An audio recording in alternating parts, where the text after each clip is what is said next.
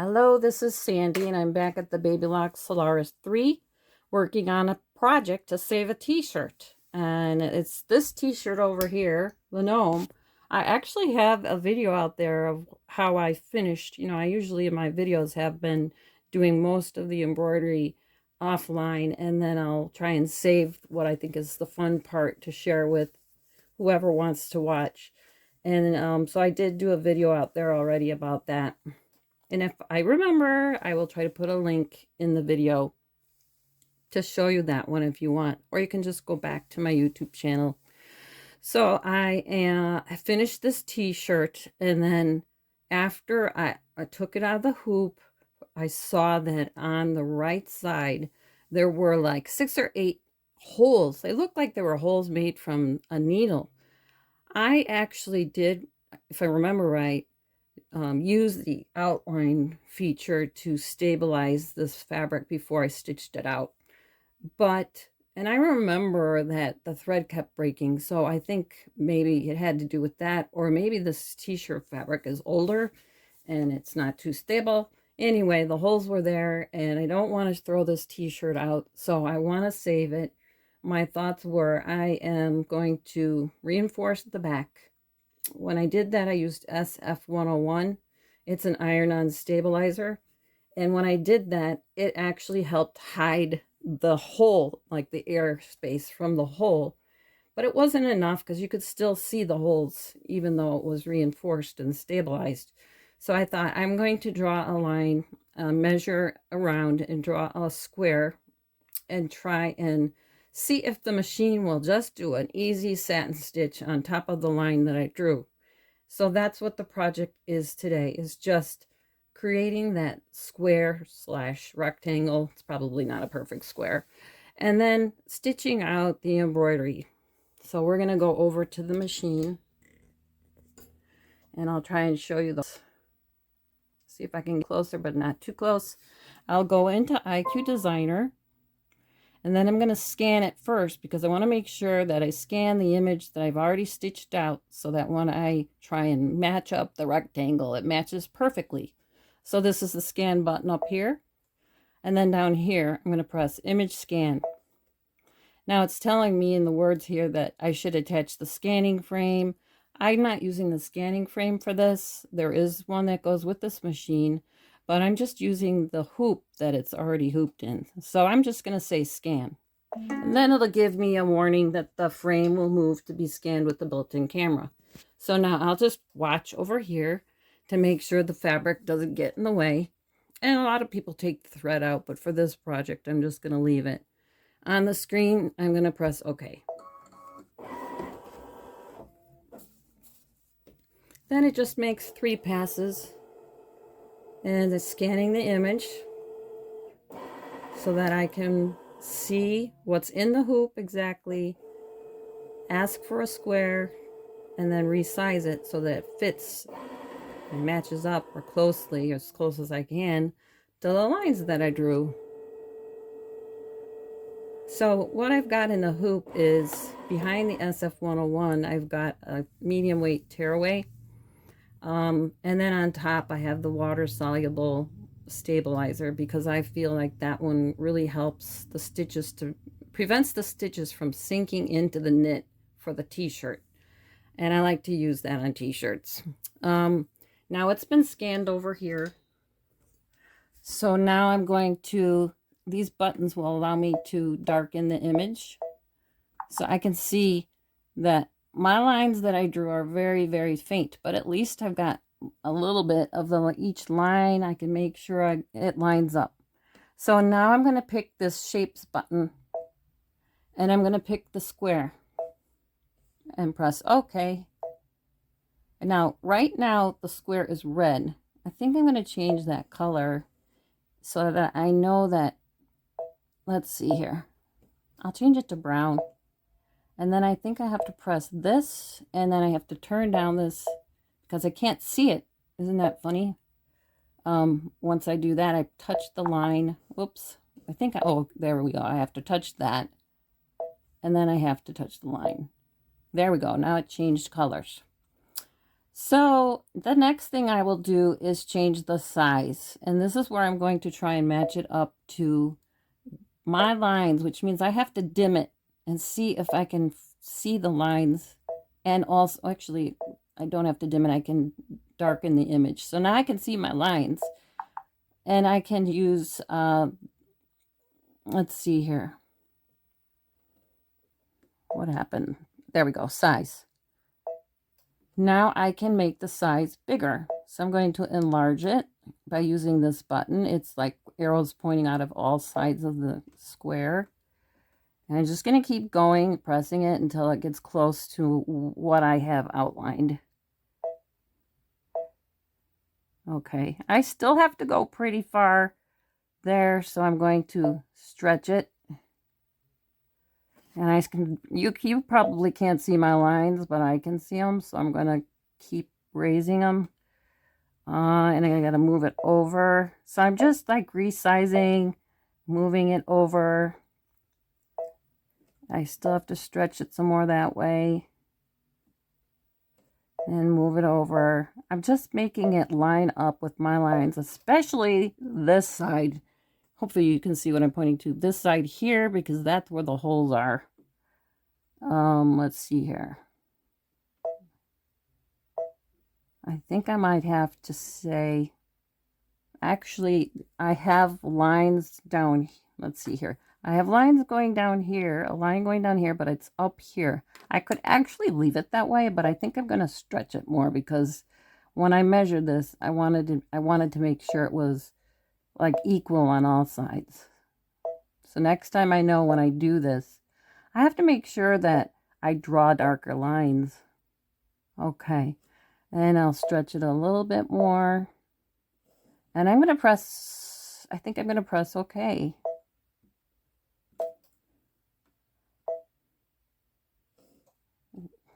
A little bit more. Okay. There's a way to check it too when I get into the embroidery area to make sure that when the light shines down, I've got it lined up, and I think I can move it there too. So I'm going to press OK. Let's just see. I got that as dark as it can go. I'm going to press OK, and then let's see here. I think I can press memory because sometimes you really just want to have that saved in case something happens. And then I'll press next. So there's my line. And this is where I was like, okay, where did my line go? Well, I think I have to like lighten this. So this is the screen where I can change the width. And I think the last time I did this, I liked it when it was at 0.2. And I press OK. There, now you can see on the screen it got a little wider. Maybe you can't. There we go. It's got a little wider. I can even do this brighter now. Or if I want to see my lines better, I can lighten it. And then I can really see the lines.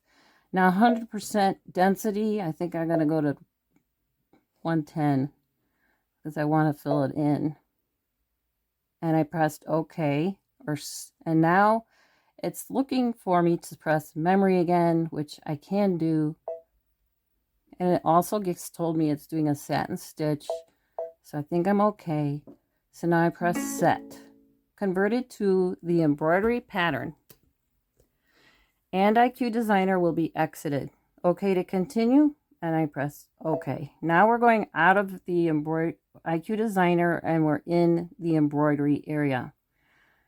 So I press embroidery. And now you can see it's not really showing that design here. But I can actually scan it to make sure it works here too. So let's just see what that does.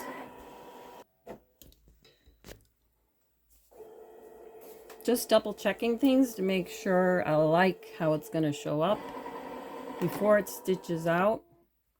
So far it's done one pass.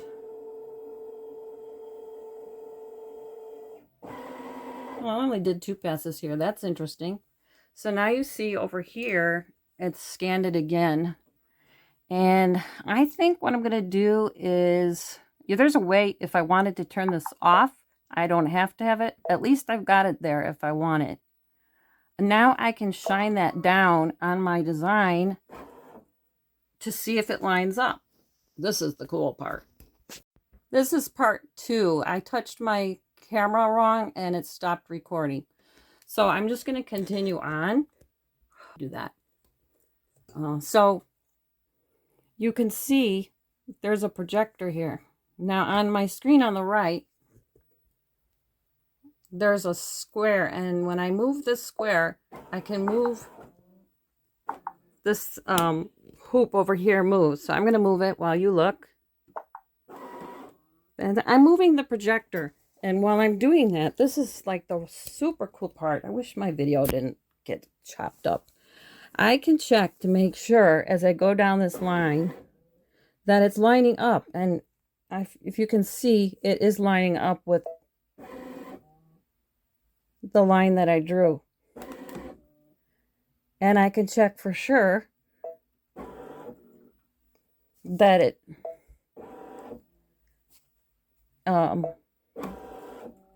see, it's lining up. And it looks like it's a little bit short. It might have to be angled. Let me see here. 0.1. I can use these angles over here. I can use these angles to make sure that I've got it in that design properly. And I can see right here, it's not quite in the design. So I'm going to try and use that 0.1, and it's like turning the angle kind of to the right. So now I like that better, and I'm actually going to move that over a little bit. And then I'm going to keep scanning. I still like it there. Still like it there. Now it is, okay, it is below this mark. So I could see if I can move it up from the bottom. Do I want to? I probably could because there's a lot of room right down there. So I think I'm going to move it up. So it's going to kind of be on top of my line down there. And now I like that it's up higher. And it's below my line, but I'm actually not too worried about that because I have enough room on top, and I like the way it's lining up here. See, the holes are, let's see, make sure that I got it over the holes. I think I have to move it a little more to that way to make sure I cover the holes. I mean, that's the whole reason why I'm doing this. So that's good that I have the scanner.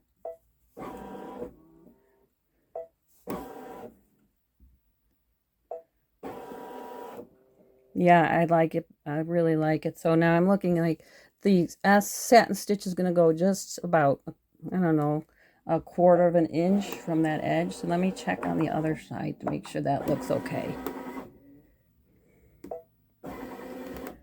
Yeah, it's about 1/4 of an inch there. So, and I'll just do one more check. It looks like it's covering the holes. So I think I'm going to say okay over here.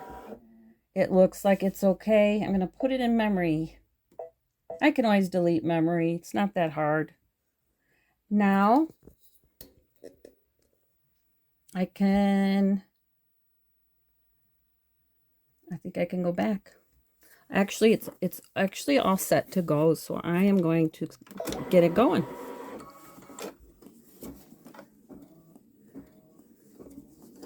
And hopefully I don't run out of bobbin thread. See, it's beautiful how this machine works. That I was able to hopefully save this t-shirt. And I think that the red that I picked, it's actually the same red that was used in the cap. I think it's going to be cute. I just got a new device that you stick in here to help hold back that fabric, and I forgot to use it.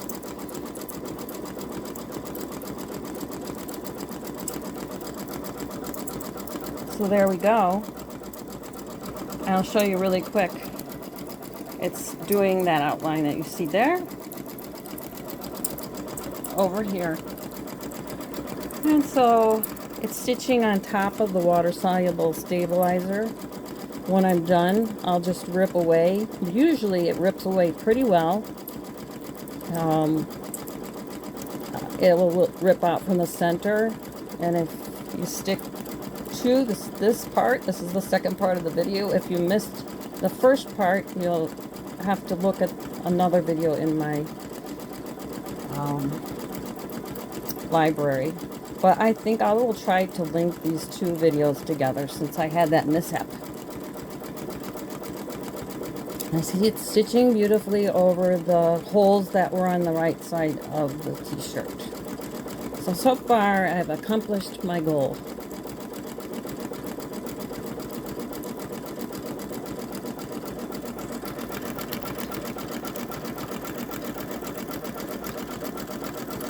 I hate to touch the phone too much while it's filming because it seems like it's extra sensitive today.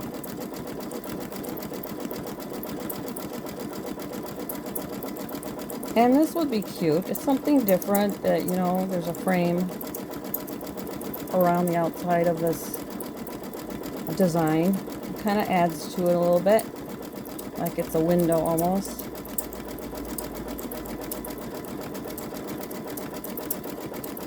And I think it's going to start angling, and then it will probably stitch on top of my line like I had positioned it. And let's see if I can make it go a little faster. It's only at 600. We'll see what happens when I do this. 800. I don't think it's going to go any faster because it's doing this satin stitch. Yeah, it's just going to go whatever speed it's going. It seems like it's about 500 stitches per minute. And I'm sure it just wants to be precise while it's doing this wonderful stitching. So again, if you missed the first part of the video, you can go back to my channel and look for the video before this. And watch that first part. That will show you how I actually... It'll give you the history of what happened with this t-shirt and my thought process of how I was going to fix it and how I hooped it. If you like what I'm doing with my channel, then please give it a like and subscribe, make a comment. I think I can try and put two videos together. I think I've done that before. Yes, once before. So I think I'm going to try and use that app where I can put the two videos together, because I had started that one, then I actually accidentally touched my phone on the first video, and then it shut off my camera. So I started this video, and this is the last part. So I'm going to try and put the two videos together. If you only see one, and you've seen the first part of the video where I say, "Hi, it's Sandy, back in my Solaris," then you know you have the only video that I've been successful in taping the two videos that were filmed separately together. We're almost done with the bottom. It looks like it wants to pull that water-soluble stabilizer, but that's okay. So far, so good. I've got my foot, my embroidery foot height at the standard height, because this is just a regular t-shirt. Sometimes when I do the lettering on this machine, sometimes that lettering, when it does the satin stitch, it does a really, really dense, higher stitch. And sometimes I have to heighten the embroidery foot height so that doesn't like push down on the fabric and cause it to like make wrinkles, stress on the fabric. So I usually watch that too to make sure my embroidery foot height is okay, and it looks good on this project. Oops, I better be careful, Sandy.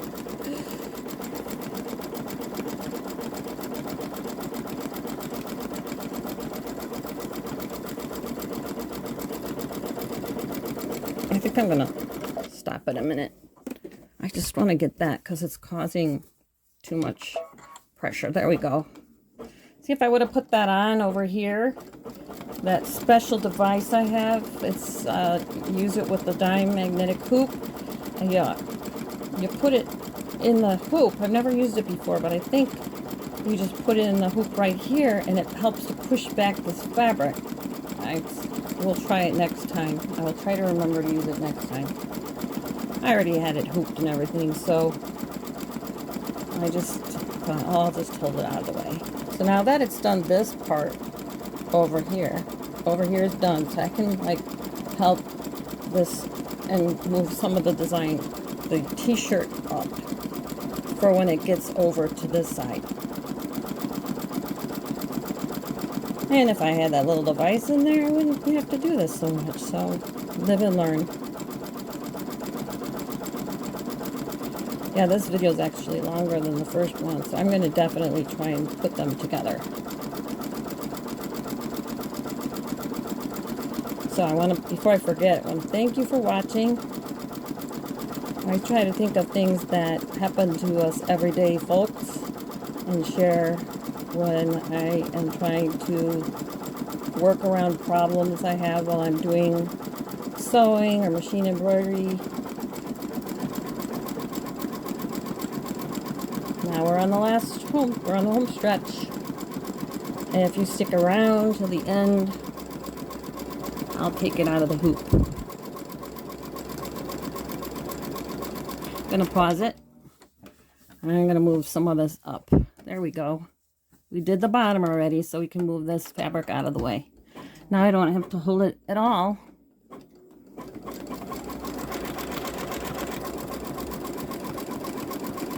There we go. I love this color. It's like an orange red. More orange than red, but there's some red in there. So I might have been starting to say but I might have stopped when I was telling you this, that when this is done stitching, all I have to do is rip off the top water-soluble stabilizer, and it comes off pretty easy once it's been punctured with a satin stitch. This will be easy to rip off compared to, you know, sometimes when I gotta take it off of, well, use water to remove it from letters, inside letters or something, but this will just be one piece in the middle I rip off, and then the outsides will rip off, and it'll be super easy. But look at that design. See how it's lifted on top of the t-shirt? It just stitches out wonderfully when I use this. And I think, like, I really like the, let's see. I've used different kinds of stabilizers. I really like, I don't think I've tried Kimberbell yet. Floriani is the one I've tried. They seem to have the best quality. And most of my products that I get from a local sewing center. It's called The Sewing Source out of Lake Villa, Illinois.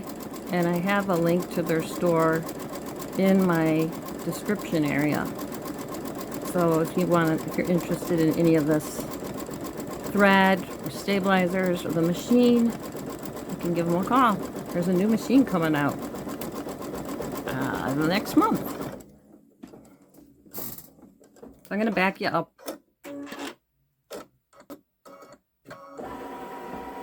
Okay, so now I will back you way up. Try not to touch the screen. Okay. Show you.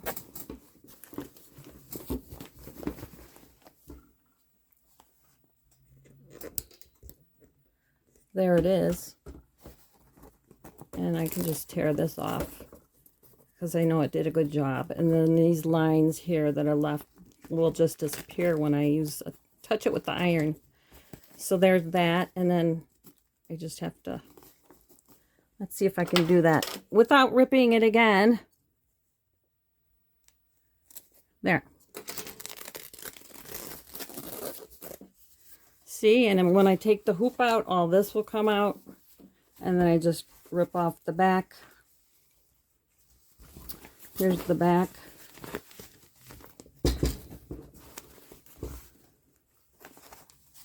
And then that'll just come out too. See? Very easy. And this center part will come out. And there's the SF-101. It looks really good on the back.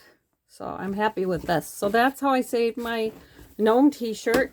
I just wanted to share that with you. Thank you so much for watching. See you next time.